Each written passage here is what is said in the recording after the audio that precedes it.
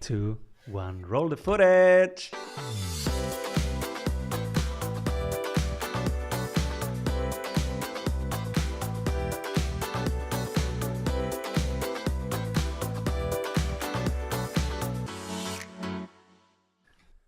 Mr. Sean Malone in the house today because he has brought two companies to 10 millions and he's bringing the current ones to 100 million. How could I not ask him to come on the show and share his journey, his wisdom with us? He is the co-founder and CMO of flowchat.com, the amazing company that we will get to know a little bit further. And he is one of the best salespeople on the planet.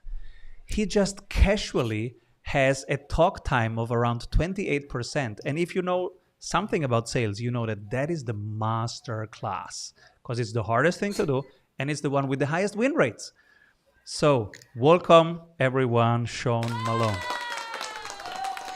Simon, that was an epic intro, and I'm just so thrilled and honored and just humbled to be on your show.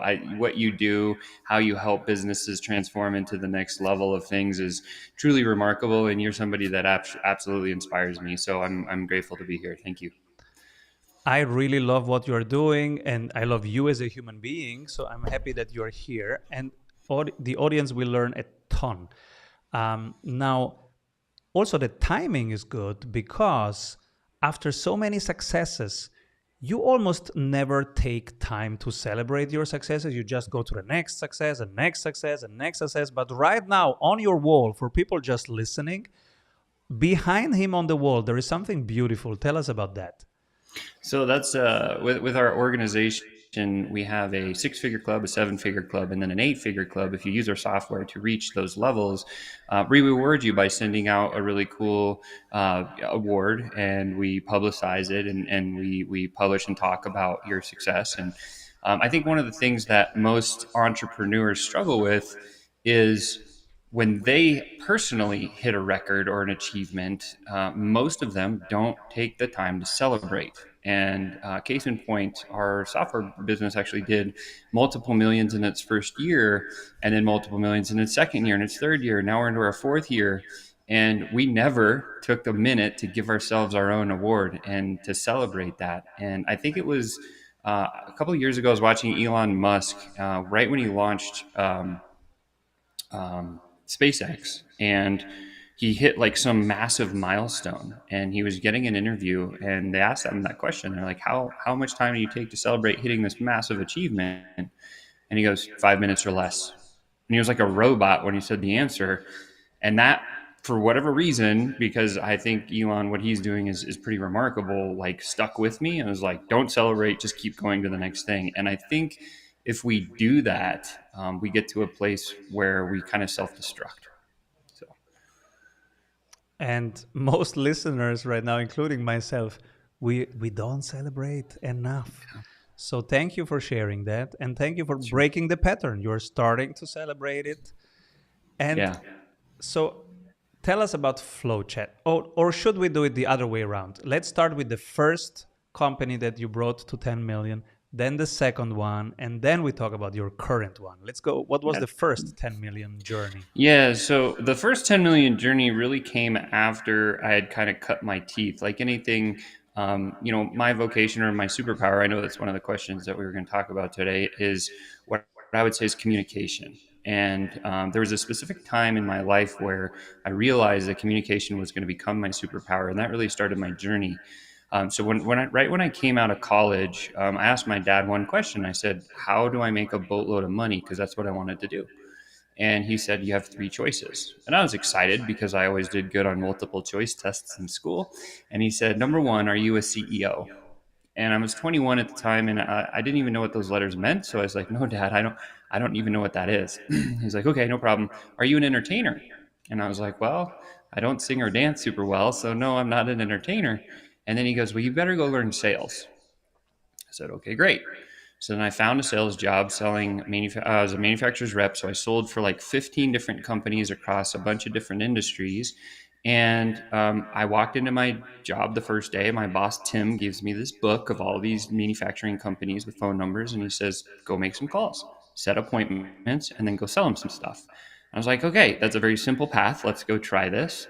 I didn't know what I was doing. And I started making cold calls and I started doing a lot of them, right? In my first day, I did like 30 and no results. So I was like, I went home. I was like, I'll do better tomorrow. And tomorrow I was like, I'll double it. And so I ended up doing 60, still no results. And then this continued this pattern for like the first week. And on the Friday of the first week, I walk into Tim's office and I said, dude, what am I doing wrong? Like, what do I do? He's like, don't worry, just double your efforts. You'll be fine. And that's what he told me. So I said, okay, it's a hustle culture move, like way back in the day. So I went back and then I said, I'm going to do at least 80 cold calls every day until I get this thing dialed in. And I was like relentless about it. And so I started doing 80 cold calls a day. Boom, boom, boom, boom, boom, boom. For 6 weeks straight, Simon, 80 cold calls a day. That's 2,400 attempts to book an appointment. How many appointments do you think I booked? 3. Zero. Ooh. Goose egg. Now, most people would have quit long before 6 weeks because the frustration levels were massive, right? What I'm sharing with you is if you are in sales and you're listening to this or you're thinking about going into sales or whatever, don't worry if you're not getting appointments in sales. Just learn from people like Simon who can teach you exactly what to do and so you can move forward. So anyway, I almost quit. I almost threw the white flag in and I was like, Dad, the sales thing sucks.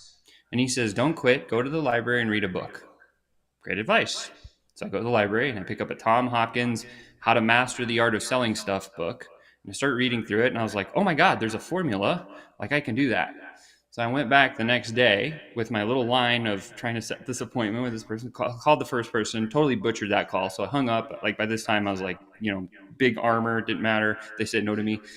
And then the next call I got on, and right when I was about to deliver that line, like I froze, right? And the hair stand up on my neck, the sweat beads start coming down my face, and I'm like, blah, blah, blah, and I totally messed up, butchered the line like crazy. But the guy on the other end was cool enough, and he said, Sean, I know what you're trying to do. Come on over Tuesday at 9 a.m.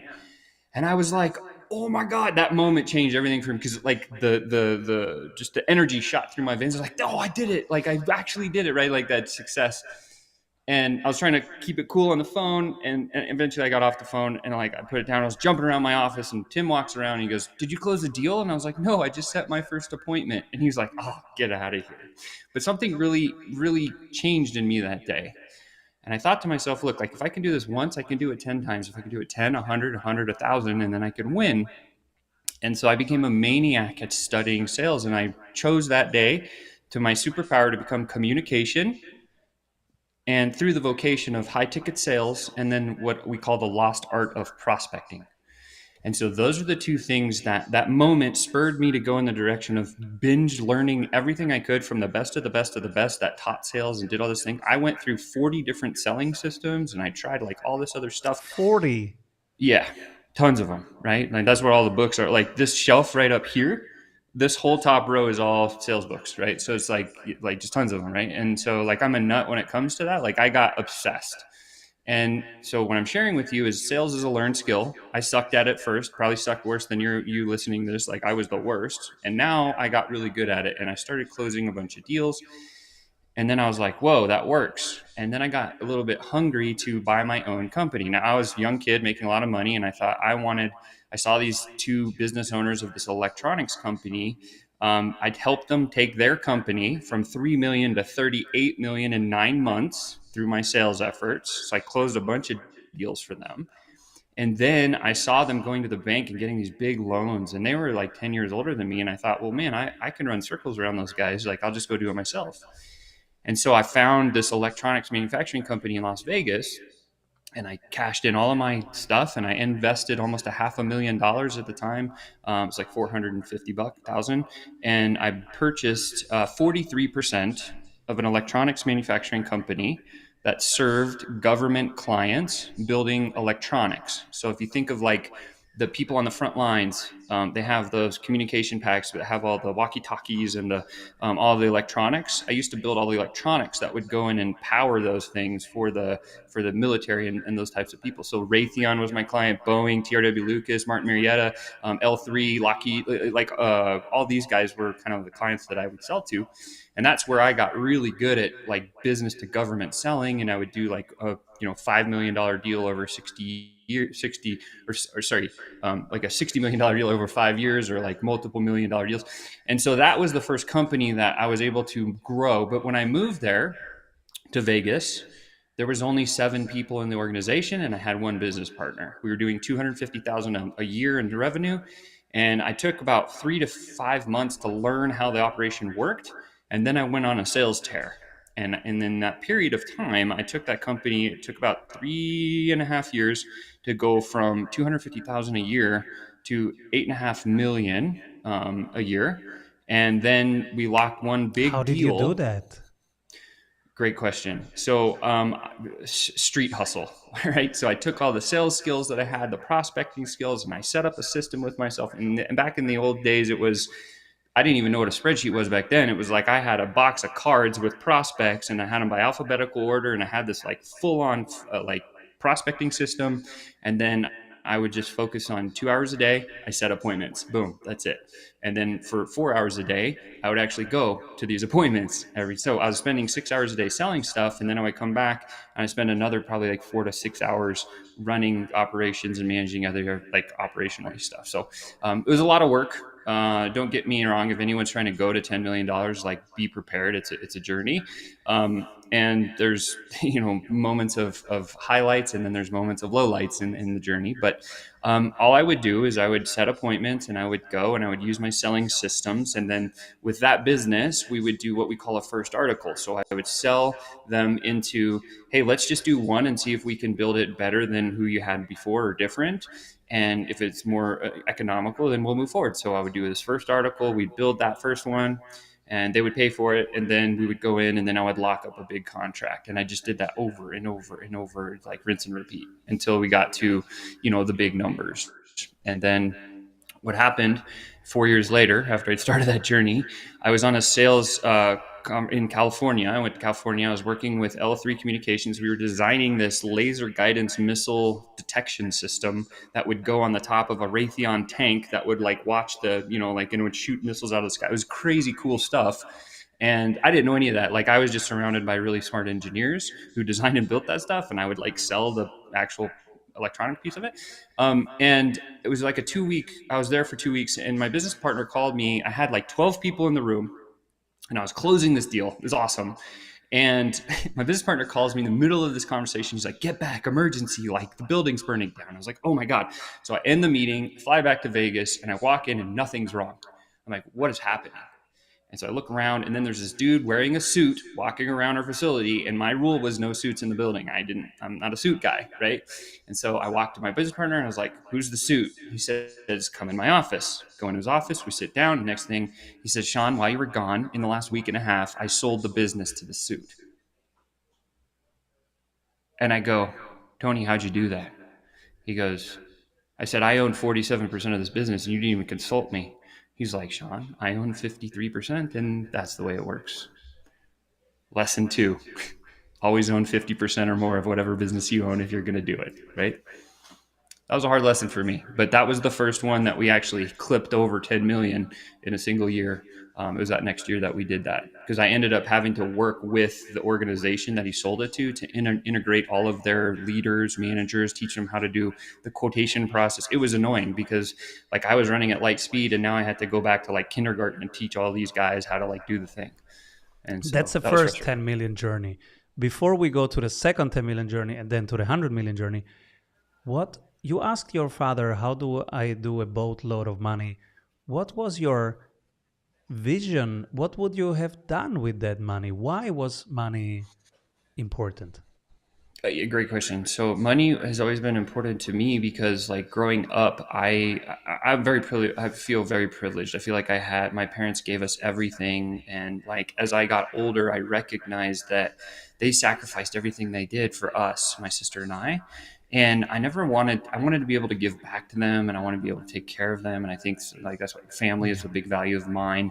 And so I thought to myself, look, if I can just like figure out the money thing and just give them a bunch of money, that's really awesome. And then as I matured in my career, I thought, oh, well, like money is a tool. That's all it is. As long as you have enough of it to like take care of yourself, then it's like, how do we impact other people? And that's where the money to impact exchange came into my life.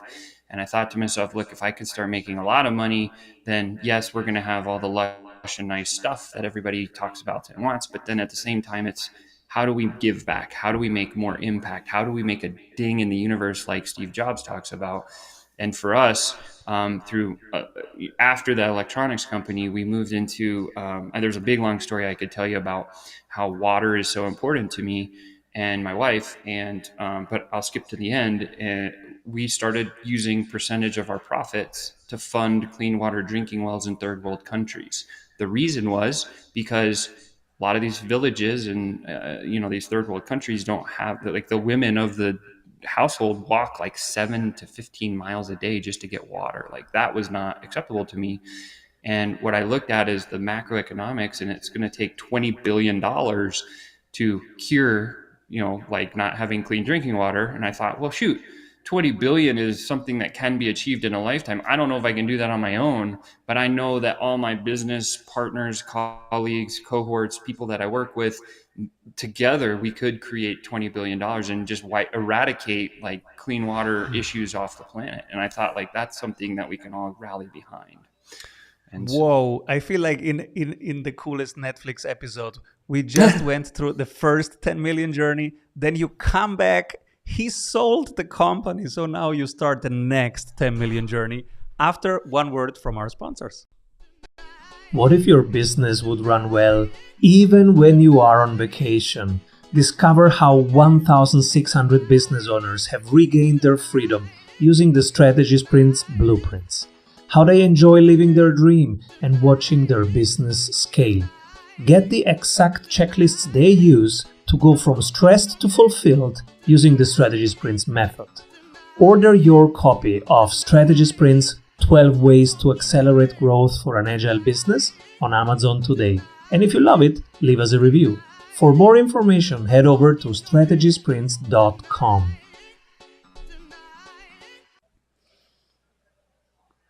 I just want to take a second and say something to you, Simon. I didn't know it was 1,600 businesses. That's incredible. So if you are listening to this right now and you're thinking about scaling your business and you don't know how or where to go, like get the book or buy directly with Simon and start working with him because he's a genius. Like 1,600 businesses is a lot of businesses. So there's a proven track record there, which means guess what? He has the roadmap. You just got to go get the roadmap and follow it. That's it. Thank you. Now, the second journey begins. Again, to 10 million. How did that start? Yeah, interesting. So after we sold the first one, I was kind of into that business for at least 2.5 years to kind of transfer everything. And then I moved out. And then I was like, what am I going to do? And that was right at the time I met my now wife, Melissa. And we had started spending a lot of time together. And I was like, look, I want to spend all my time with her. And obviously, sales and communication as a superpower, I thought to myself, like, if I go get a job, I'm not going to be around every single day. So, like, how can we do it on our own? And so I didn't know what to do. She said, go do something. What are you good at? Sales. I said, okay, cool. So I took a job, a traveling job selling commercial roofing to big buildings. So like I was in Nevada at the time. Nevada was my territory. So all the school districts, Area 52 that they don't talk about. Yes, I was in the desert putting like metal roofs on buildings that no one could even see from the sky, like pretty cool stuff. Yeah, that's what I sold. And I did that. In the first basically I worked there for about 3 years and I broke every sales record they'd ever had because of the systems and background that I'd had. But I was still away from my wife and I I will get wanted now something. 100 comments. What did you see in that area? Maybe just a quick tangent. Did you see anything? I'm not at liberty to discuss it. I actually had to go through like a really like security. They actually tapped my phone for 3 months and I could hear it. So I'd be on the phone and I'd hear this beep and I knew they were listening. And then it will beep beep, and then they weren't listening. And so like I agreed to this whole program. I went through the thing, and yeah, they track you like crazy. They watch what you do, and like even at night when you're or lunch meetings, they'll have people that'll come up to you that are like undercover and try to like prompt information out of you and stuff like that. So it was crazy. Nice try. But Nice try, guys. We didn't get anything. Okay, let's continue the journey. well, I will just say that what you have seen, some of the conspiracy theories, some of that stuff is true. I'll just say that. There you go. So there you go. Yes. So at this point in my journey, I realized that roofing people are not my people. No offense, I love them, but I'm just not in that world. Like construction's not my jam. And right then, my wife had been saying, "What if we could build something online?" And I had this big idea of like, man, I would love to do something online, and if I could use my sales skills somehow. She saw this Facebook ad of this young kid walking across a beach in Thailand with no shirt on. He's like, "I just made all this money online," and I was like, "That's exactly what I wanted to do." And of course, that was so clickbait back in the day, but it was like, it got me, right? So I click on the link, I go down the pathway. It was $99 and to buy this little marketing system the guy had. So I bought the system. And all I thought to myself was like, look, I don't know marketing, but I know sales. And if this thing can bring me some people, I probably can convert them. And so it took us about 3-4 months to figure out how to run paid ads to cold traffic. That was the first thing I learned when I moved in the online space. Very difficult to do if you've never done it before. Russell says in his Traffic Secrets book, don't ever do that until the very last thing you do for traffic. But anyway, that's the first thing I learned. So I did it completely backwards. And we started hitting it. We about 3 months in, we made a couple of advertisements that really crushed. And it started driving a lot of people my way. And then I started converting because it was $99 for the system. And it was a network marketing company that sold water systems for home use from Japan. They're called Kangen water systems. And you install them in your sink or on your sink, and it spits out like alkalized water. Love the product. You still use it today. It's been, however many years. And started converting a lot of these because it was a $10,500 sale. And so then I was like, oh man, like we could actually build this network marketing business huge. And so over the course of the next couple of years, we got to 500, 1,000, 1,500, 2,000, right around 2,000 people. One of the people said, your software sucks, because we had so much volume coming through the system that we were using. It was breaking. Like it was just hitting the limits. It was ridiculous. And so at that time we were learning from Russell, and he's like, here, meet these software guys. You need to build a software company, software guys. We ended up spending $1 million with them, and we built our first software product. And in that first year we did $250,000 in 2 hours from the launch, which was incredible to push people into our own software. And then over the course of the next like 9-10 months, we did 12 million bucks in back-end sales.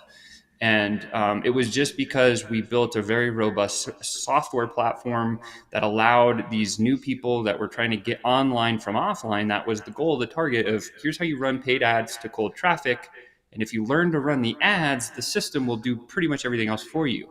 We built the landing pages, the webinars. I was running 2 live webinars a week. I did it for 3 years straight. Like it was crazy amounts of work. Then we had all the email sequences, and I built a sales team of 35 people to handle the volume of these 2,000, now 2,500 people driving traffic into our system. So I love affiliates, always a big affiliate player. And that exploded. But here's what happened, Simon. I burned out because I didn't know your strategies. I burned out because I was working 22 hours a day, 20 hours a day, 4 hours of sleep, living on coffee, water, and Taco Bell. It's terrible. It was the worst time of my life, but it was the most financially rewarding time of my life. And so a little ways into that journey, I completely burned out, and I was driving to a mastermind in Russell Brunson in Idaho to see him, and I saw a tree, and I thought, I'm done. I want to drive in this tree. I want to end my life. I'm over. I'm like, I just don't. And my wife was in the car. So, of course, that was the reason I didn't drive into the tree. And I kind of, I pulled over. Really bad feelings come back when I talk about that, because that was a place that I don't ever want to go back to. And I don't encourage anyone to ever go back to that place. But it was a tough time for me. But I worked through it. I got to this presentation, and I said, because we had this whole presentation plan to do in front of all these people that were doing hundreds of millions of dollars a year. I said, screw this, scratch that. I can't do that presentation. I need to tell them what's real in my heart. So I went on stage and I shared her journey of building this $10 million business in like 20 minutes with these guys. And they were clapping, and then they were crying, and they were clapping and cheering, and they were crying because it was like up, down, up, down, up, down. And then at the end, Russell gets up and he says, Sean, you're not going to like what I have to say. And I respect him more than anything for, you say, who's somebody I admire? I admire Russell Brunson beyond, because of how he's able to coach, and what he's done personally is incredible to me. He says, you're not going to like this, but you need to kill your baby. And I was like, what? He's like, you need to sell that software company because it's stealing your soul. And I was like, damn, that's real. And I was like, I don't know how to sell a multi-seven-figure company. Like, how do you do that? But anyway, my business partner, thank goodness for him. And we ended up taking a year, and we sold that first software product to one of our competitors. And then I took some time to defrag and unburn out myself. And I hired Alex Sharfin. I love that man. He saved my life and my wife and my business partner, Chris Baden and Russell. Those are the people that pulled me out of a place where I wanted to take my own life. So a little personal, a little business, yeah. Thanks for sharing that. And we all know how the roller coaster feels. The intensity is different for people, but that's real. That's the journey. From there, you have started now the third journey, or at least the third that we are talking about, and that one is FlowChat. Tell us about FlowChat, and why are you doing again such a huge thing now with the goal of 100 million, and how will this not take your soul, not burn you out? You ask amazing questions. Thank you for just being you. You're real, and I really appreciate you, and I love you. So after that company was sold, Chris and I were like, we knew we wanted to keep working together, and we're like, what do we do? So we went to Russell, and he said, what are you good at? And again, we were good at sales. And he says, all these online entrepreneurs and business owners need some help with sales. And so I was like, okay, that's interesting. We could probably show them how to hire on board and train a sales team, because that would probably solve their sales problem. So we ended up calling 40 or 50 of these clients, or potential dream clients, and said, do you struggle with sales? And they all said, yes. And we said, tell me more. How have you tried to sell? What are you trying to do? I asked a question, no selling at all in this conversation. But after these 40 or 50 conversations, 5 people raised their hand and said, we're not getting off the phone, Sean, until we put a deal together, because we want you to do what you're saying you've been able to do for so many people. Cool. So Chris and I fired up a high ticket sales agency to show entrepreneurs how to hire on board and train sales teams. And it worked flawlessly for the first 4 to 5 months, right? And at 4 to 5 months, we'd put the sales team. Yeah. So in the first month, we put the sales team and infrastructure in there, started training them. Second month, we started getting sales for them. Third month, started going really fast. By the 4th, 5th, and 6th months, these sales teams had churned through all of our entrepreneurs' warm markets. So the sales started to dwindle. So these entrepreneurs come back to us and they say, Sean, thank you so much for building a sales team for me. It's amazing. I love it. I don't have to sell anymore. I feel so great about it. But now I can't sleep at night because I don't have a system that predictably puts more opportunities in front of my sales team you just built me. Can you help me? Chris and I looked at each other like, we've been doing that for years. We didn't even know it was a problem. Here's this solution, totally archaic piece of paper, spreadsheet tracker, go. Every one of our high ticket clients, 100% growth in the next couple of months, like crazy amounts of like, that's the thing. And so Chris and I looked at each other after about 2 years into this endeavor, and we're like, okay, we need to do a mastermind. So we hired a mastermind coach. And again, if you haven't hired a coach, hire Simon, but we didn't know how to build a mastermind. And hiring a coach, I think, is one of the most important things anyone could do, because they have all the shortcuts and they don't let you fall into the pitfalls and the things that, like, that's why Simon is so brilliant. So again, I will be a proponent and I will promote you forever because you're amazing, dude. But hired a mastermind coach. He says, here's how you run a mastermind. We're like, that's amazing. We have this concept.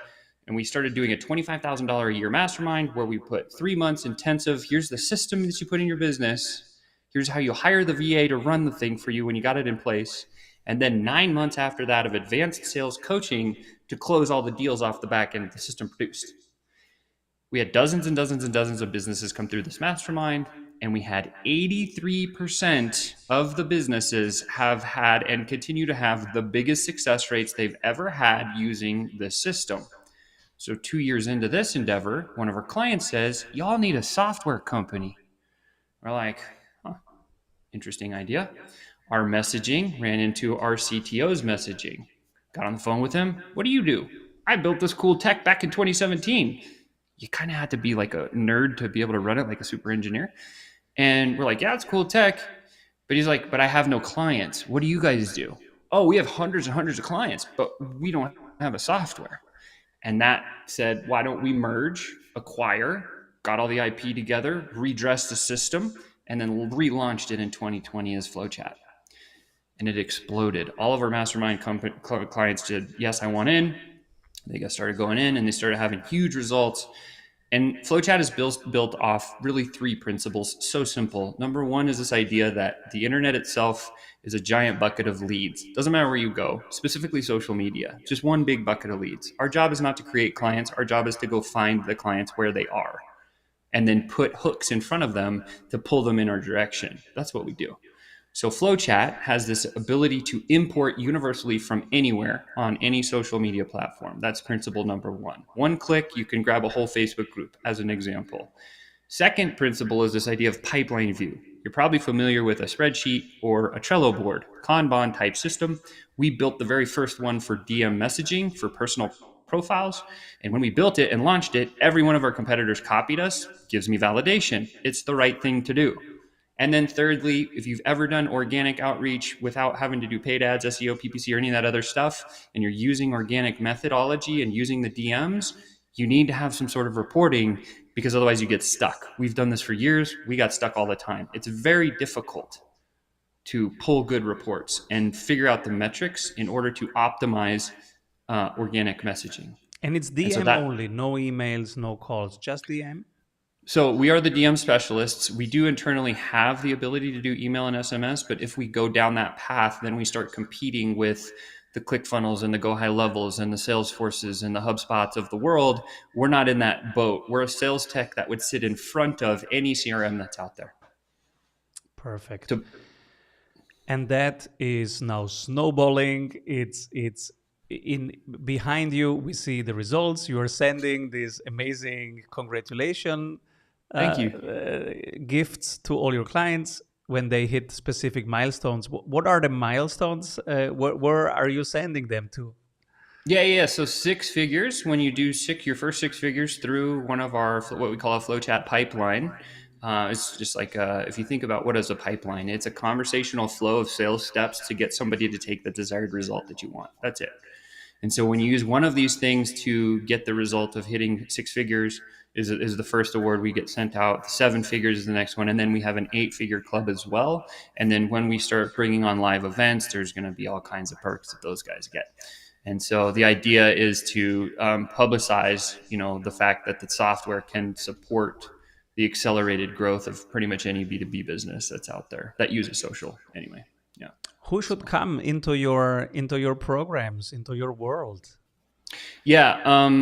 So agency owners are typically the best, right? So if you're a digital marketing company, agency owner, those are usually the best. We have a lot of consultants. We have sales professionals that use it for one thing or another.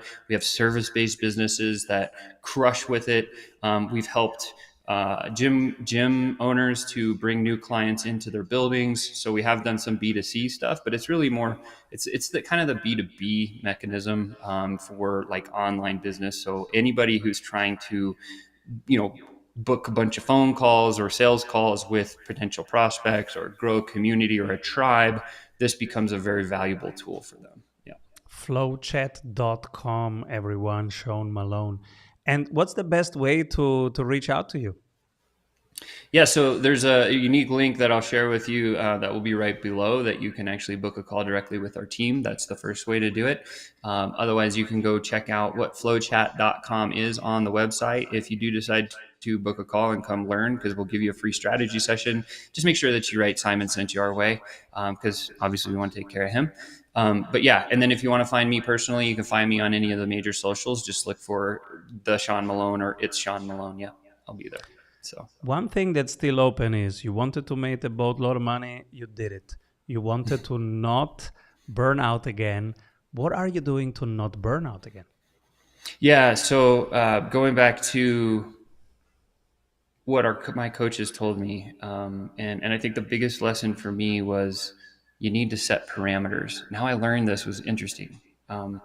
Because as I hired Alex Sharfin to help us put infrastructure in our business that would create a cadence. I think that's the first thing that's really important is like you need a systemized way to manage leadership conversations, team conversations, client conversations, customer service conversations. And so there's programs like EOS or Simple Operations or several of these that are out there.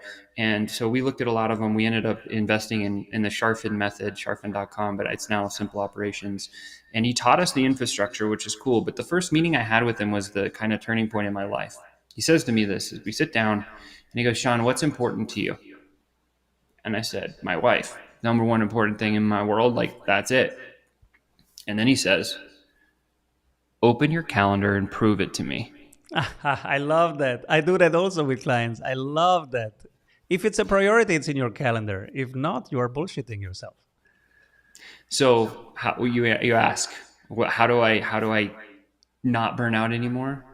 As I said, the time I work is this time to this time. I have some flex time. There's going to be a season where you need to harmonize a little bit more work, a little bit less play. But then there's other times where it's a little bit more play, a little bit less work. But the idea is I have kind of a bucketed time for work. I have lunch bucketed on my calendar every day for my wife and I to spend time together. Saturday is non-negotiable date nights that I have there. And then like now we're starting to get more into it. We just moved to Boulder, Colorado. So we have this community thing that we're doing. So I started putting more time for that so that me and her can go make some new friends and actually get away from the computer, get away from the work so I can have time to breathe and think.